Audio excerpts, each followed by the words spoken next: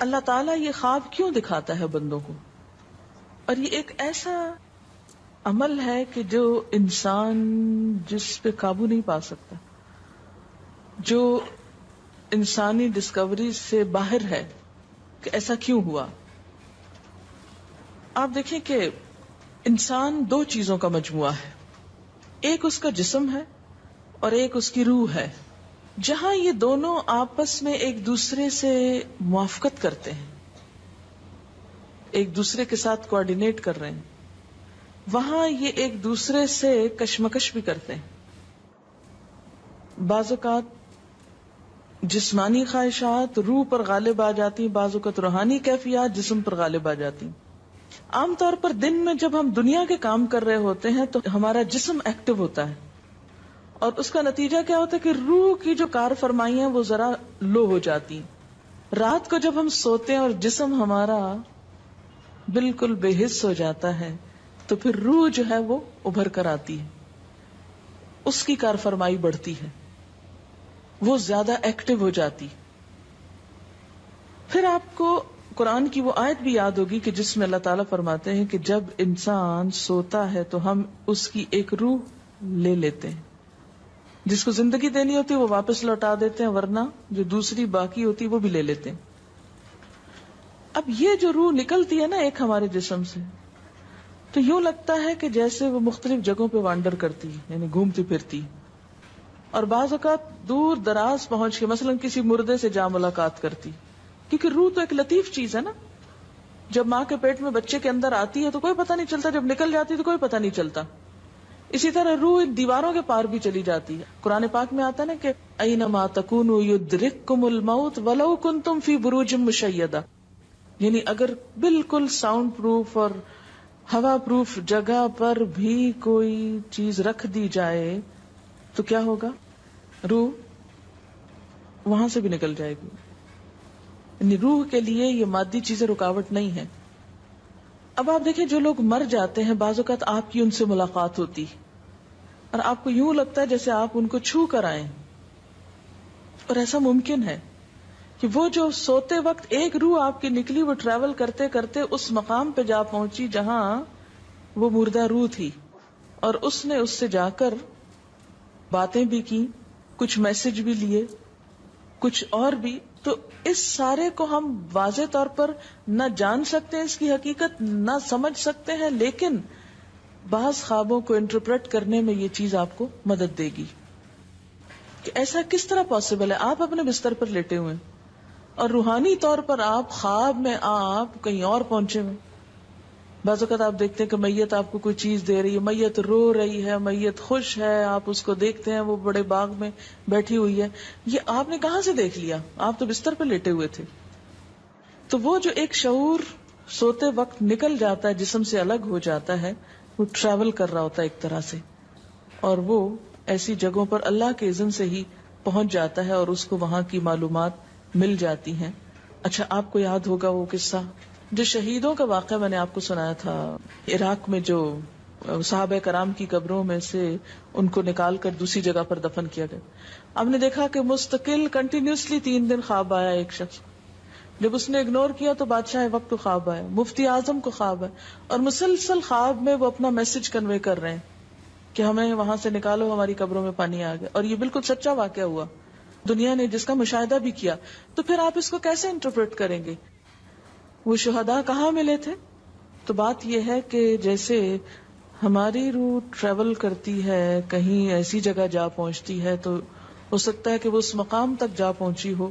یہ شہیدوں کی روح تو آزاد ہوتی ہے، ان کو اجازت مل گئی ہو کہ وہ ان لوگوں کی روح سے جا ملے، کیونکہ سجین قید خانے میں تو ہوتی ہے نا وہ روح جس کو مجرم روح جو ہوتی. لیکن جو مومن کی روح ہے، خاص طور پہ شہداء کی روح ہے، تو جنت میں کیا کر رہی ہوتی ہے؟ گھوم پھر رہی ہوتی، کھا پی رہی ہوتی.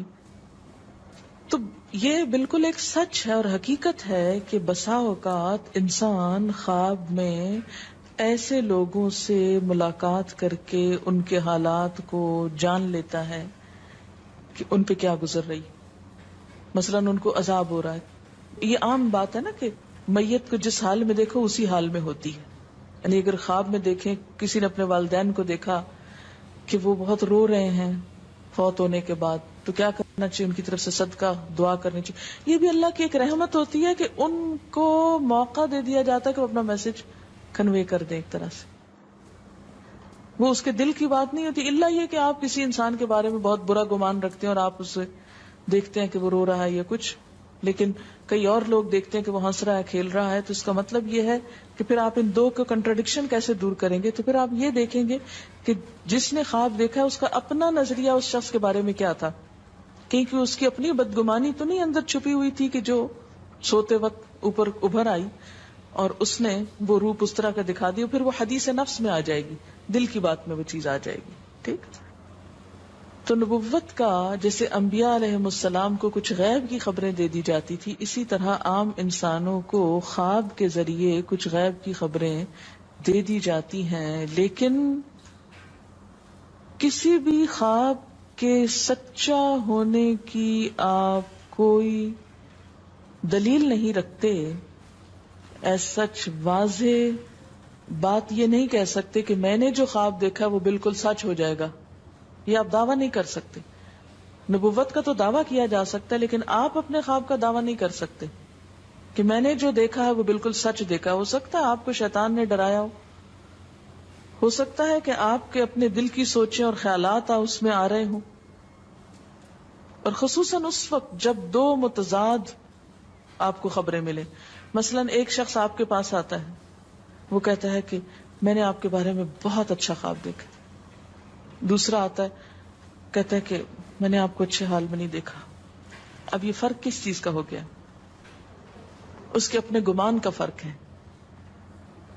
ایک آپ کے بارے میں گمان اچھا رکھتا ہے، وہ آپ کو اچھا دیکھنا چاہتا ہے لہذا وہ آپ کو اچھا دیکھ رہا ہے، اور دوسرا آپ سے حسد رکھتا ہے اور وہ آپ کو ہر قیمت پہ ختم ہوتے دیکھنا چاہتا ہے. وہ ویسے تو مار نہیں سکتا آپ کو، لہذا خواب میں مار لیتا ہے اور خواب میں آپ کا حال برا دیکھ لیتا ہے.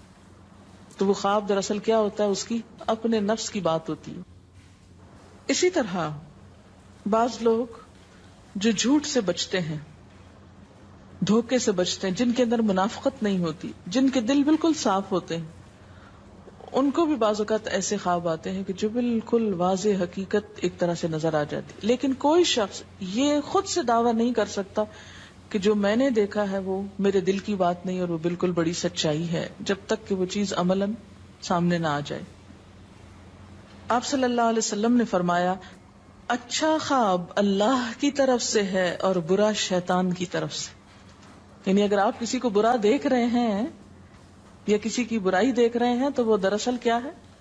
شیطان ہے آپ کے اندر، جو آپ کو اس شخص کے خلاف یا کسی خاص واقعے کے خلاف بھڑکا رہا ہے، اور آپ اپنی تسلی کر لیتے ہیں خواب کے ذریعے. فرمایا پس جب کوئی شخص پسندیدہ خواب دیکھے تو اسے صرف اس شخص سے بیان کرے جس سے محبت اور اعتقاد ہے. یہ میرا مشورہ نہیں، نبی صلی اللہ علیہ وسلم کا ہے آپ سب کے لیے. بخاری اور مسلم کی روایت ہے کہ جب کوئی اچھا خواب آپ دیکھیں تو کیا کریں؟ اس کو بتائیں جس سے آپ محبت رکھتے ہو، وہ آپ سے بھی رکھتا ہو اور جس پر آپ کا اعتماد ہو. جیسے حضرت یعقوب علیہ السلام نے کیا کہا تھا بیٹے کو کہ مجھے تو بتا دیا، بھائیوں کا نہیں بتانا.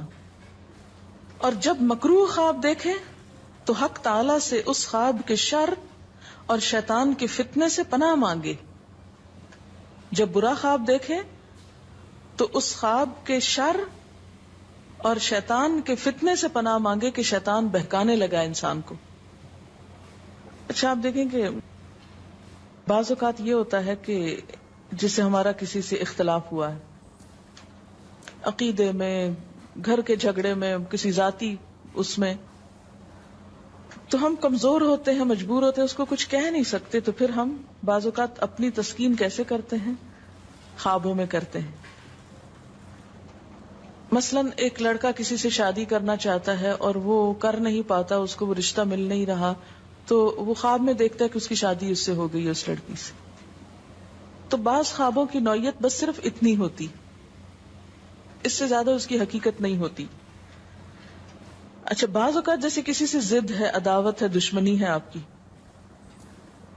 اب آپ اس کو خواب میں برا دیکھ رہے ہیں، اس کی برائی دیکھ رہے ہیں، تو یہ دراصل کیا ہے؟ شیطان کا شر ہے جو آپ پہ غالب آ گیا ہے.